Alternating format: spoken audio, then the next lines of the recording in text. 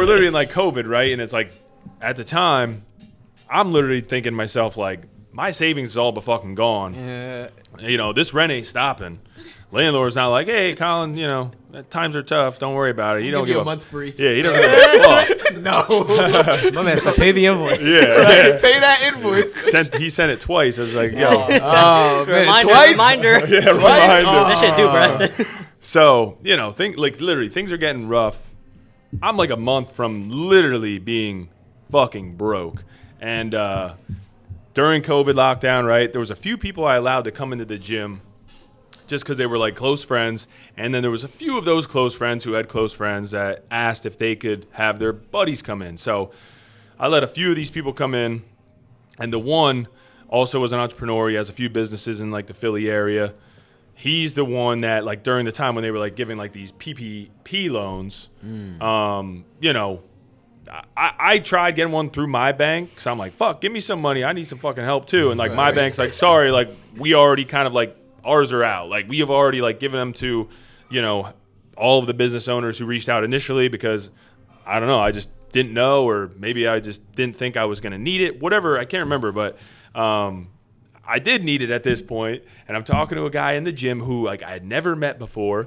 I mean, I had met him maybe for a couple weeks at this point, but I just knew he was a business owner. He knew shit was rough. We started talking. He's like, yo, I got, you know, the bank that I work with, they're a small bank local to Philly, and they, you know, they've been able to help me out, and it's been great. It's been very, you know, it's a pretty easy process. So I'm like, dude, send me the contact if you don't mind. Like, I'll take any help I can get right now. Got me connected to the bank. Literally, within like a week, I was getting this PPP loan. And I'm like, shit. And like, it wasn't anything crazy.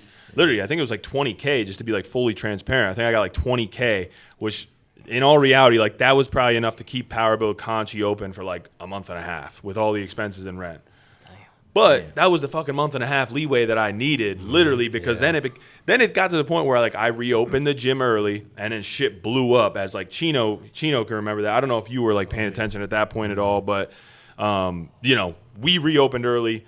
Literally 200 members signed up within the next 2 weeks. Damn. And at the time, we only had 140. So we literally like tripled our membership base, and shit was rolling from then. And like, obviously, yeah, there was the risk of like cops showing up, this and that. And they did a few times, but I was just like, fuck it. No, we did what we had to do. Did what we had to do. But at the end of the day, like it wouldn't have mattered. I wouldn't even have had the opportunity to make that decision if I didn't meet that one guy, Mike. Shout out to Mike. And he kind of linked me up with the right person, and then they were able to offer me help because, like, you know, sometimes you can't help yourself if you just don't know how, you know what I mean? And at the time, like, I just needed that fucking lifeline, and then once I got it, I ran with it from there. And now it's like, here we are, 2 gyms late. Wait, those KOP? No, that was just that was gosh. even before KOP. So like that's kind of like the thing that led though to opening KOP, because like once we blew up from all the exposure of like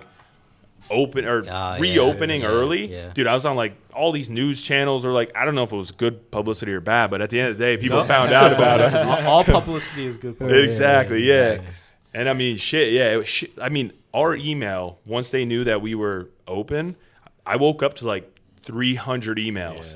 Yeah. I only took in like 200 of them, and then had a waiting list of like trying to get people in over the next like month. It's almost like a blessing in disguise, because it really solidified the brand. It's like, you know, kind of like the mantra we run with now, whatever it takes. Whatever it takes, He made it work.